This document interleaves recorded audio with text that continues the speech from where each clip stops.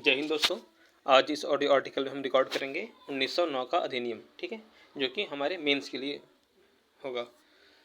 तो 1909 का जो एक्ट है, इसमें पहले देखते हैं बैकग्राउंड में क्या था। तो बैकग्राउंड में 3 पॉइंट है, ठीक है। पहला क्या है, 1905 में बंग भंग हुआ था, ठीक है। 1905 में बंगाली विभाजन हुआ था, जिसके बाद उदारवादी, ठीक है, बंगाली विभाजन हुआ था 1905 में, जिससे जनता में रोष था, ठीक है।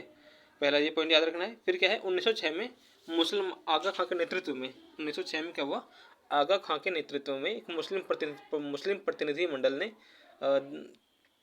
शिमला में वायसरॉय से मीटिंग किया और एक अपने और मुसलमानों के लिए पृथक निर्वाचक मंडल की मांग किया था। किसने किया था? मुसलमानों ने किया था, ठीक है ना। आगा खां के नेतृत्व में एक मुस्लिम दल ने किया, ठीक है ना, मुस्लिम प्रतिनिधि मंडल ने किया था।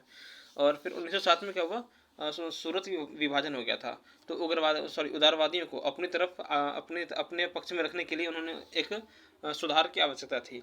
तो इन्हीं सबको ध्यान में रखते हुए 1909 का एक्ट पारित किया गया था। तो ये हमने समझ लिया कि 1909 के एक्ट का बैकग्राउंड क्या था। अब समझते हैं कि इसकी विशेषताएं क्या क्या थी, ठीक है ना। विशेषता का मतलब इसके क्या क्या प्रावधान किए गए थे। तो एक एक करके शुरू करते हैं। सबसे पहला क्या है, केंद्रीय विधान परिषद हेतु मुस्लिम वर्ग के लिए पृथक निर्वाचन की व्यवस्था, ठीक है। किसमें? केंद्रीय विधान परिषद के लिए, केंद्रीय विधान परिषद के लिए मुस्लिम वर्ग के लिए पृथक निर्वाचन की व्यवस्था की गई। दूसरा क्या है, वायसराय की कार्यकारिणी परिषद में नियुक्त होने वाले प्रथम भारतीय कौन थे? सत्येंद्र प्रसाद सिन्हा थे, ठीक है ना। वायसराय की कार्यकारिणी परिषद में नियुक्त होने वाले पहले भारतीय सत्येंद्र प्रसाद सिन्हा बने। दूसरा क्या है, तीसरा क्या है, केंद्रीय विधान परिषद में सदस्यों की संख्या 16 से बढ़ाकर 60 कर दी गई, ठीक है। केंद्रीय विधान परिषद में 16 से बढ़ाकर 60 कर दी गई सदस्यों की संख्या। और बंगाल, बम्बई, मद्रास और संयुक्त प्रांत, ठीक है ना। किसमें? 4 प्रांत ऐसे थे जहाँ पर 50 सदस्य कर दिए गए थे। कौन कौन से हैं? बंगाल, बम्बई, मद्रास और संयुक्त प्रांत। इन चारों प्रांतों के विधान परिषद में 50 सदस्यों की संख्या 50 कर दी गई। वहीं पंजाब, बर्मा और असम का जो विधान परिषद है वहाँ पर 30 कर दिया गया, ठीक है ना। एक बार फिर रिपीट करेंगे। बंगाल, बम्बई, मद्रास, संयुक्त प्रांत में हो गए 50 और वहीं पंजाब, बर्मा और असम में कितने हो गए? 30 सदस्य हो गए थे, ठीक है। विधान परिषद के चौथा पॉइंट क्या है, विधान परिषद के सदस्यों को बजट पर वाद विवाद करने और प्रस्ताव पारित करने का अधिकार दिया गया। साथ ही पूरक प्रश्न पूछने का भी अधिकार दे दिया गया, ठीक है। क्या क्या दिया गया? वाद विवाद कर सकते हैं बजट पर, प्रस्ताव पारित कर सकते हैं और साथ ही साथ पूरक प्रश्न भी पूछ सकते हैं, ये अधिकार दे दिए गए थे।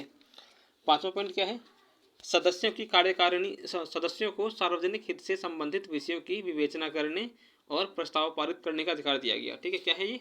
सदस्यों को जो सार्वजनिक हित के मामले हैं उन पे क्या किया गया, उन पर विवेचना कर सकते हैं और प्रस्ताव पारित कर सकते हैं, ऐसा अधिकार दे दिया गया। फिर छठा पॉइंट क्या है, जाति, वर्ग व धर्म के आधार पर पृथक निर्वाचन प्रणाली अपनाई गई थी इस वाले में।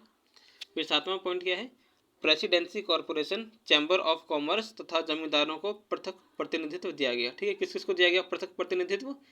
एक तो जमींदारों को और दूसरा क्या है, presidency corporation, chamber of commerce, इन दोनों को क्या किया? अलग प्रतिनिधित्व दिया गया था।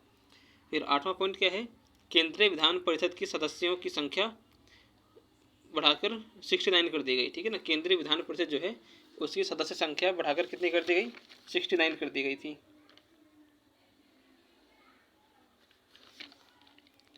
हाँ, अब ये कैसे है, 37 सदस्य इसमें कौन थे? इन जी जो 69 सदस्य थे, इनमें से 37 सदस्य कौन थे? शासकीय थे। और 32 सदस्य कौन से थे? 32 गैर शासकीय सदस्य थे, ठीक है। अब इन 37 शासकीय सदस्यों में से 28 गवर्नर जनरल द्वारा मनोनीत किए जाते थे, जबकि 9 पदेन सदस्य थे, ठीक है। मतलब 16 से बढ़ाकर 60 तो कर दिया गया था, लेकिन हम यहाँ पर क्या पढ़ रहे हैं? 69 इसलिए पढ़ रहे हैं क्योंकि 9 सदस्य ऐसे थे जो क्या थे? पदेन सदस्य थे, ठीक है।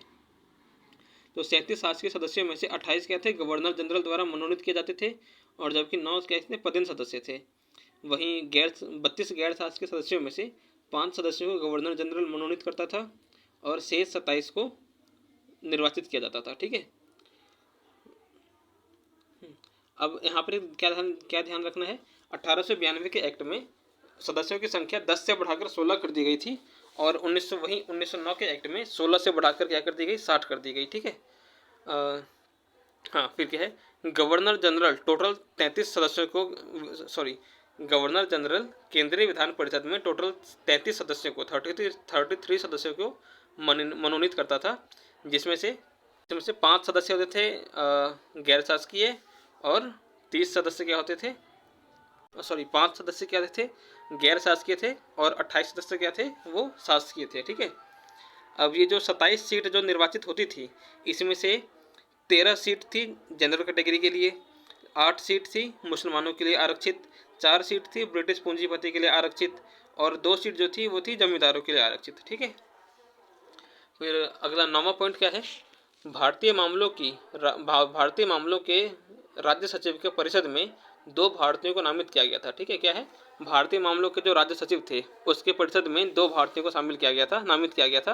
पहले कौन थे, कृष्ण गोविंद गुप्ता, और दूसरे कौन थे, सैयद हुसैन बिलग्रामी। ठीक है ना, कौन थे, सैयद हुसैन बिलग्रामी थे। फिर क्या है, हाँ यही हमारा क्या हो गया, यही इसकी विशेषता थी। अब इसमें क्या रह गया है, 1909 के एक्ट का क्या प्रभाव पड़ा वो रह गया है, वो हमें स्पेक्ट्रम से कवर करना है बाद में। और बाकी इसको क्या करना है, ऑडियो सुनने के बाद एक बार इसको पढ़ भी लेना है ताकि याद हो जाए। और जितने भी सीट वाले जो मेंबर वो होते हैं टॉपिक हैं, ठीक है ना, कौन किस में कितना सीट था, तो सीटों के वर्गीकरण को एक फ्लो चार्ट बना के समझे। ठीक है ना, उसको आंसर में भी आप लिख सकते हैं और ऐसे नोट बनाकर भी फ्लो चार्ट में रखेंगे तो जल्दी वो याद रहेगा। ठीक है। और इसमें कुछ और फैक्ट रह गए हैं क्या, वायसराय मिंटो जो थे, मिंटो को सांप्रदायिक निर्वाचन का जनक कहा जाता है। के.एम. मुंशी जो प्रसिद्ध संविधानज्ञ हैं, या कुछ और कह सकते हैं, के.एम. मुंशी के बारे में इतना याद रखना है कि इन्होंने 1909 के एक्ट को भारत में उभरते प्रजातंत्र का गला घोंट दिया था, ये कहा था उन्होंने। और मार्ले ने क्या कहा था कि पृथक निर्वाचक मंडल स्थापित कर हम नाग के दांत बो रहे हैं और इसका फल अत्यंत भीषण होगा। जय हिंद, जय भारत।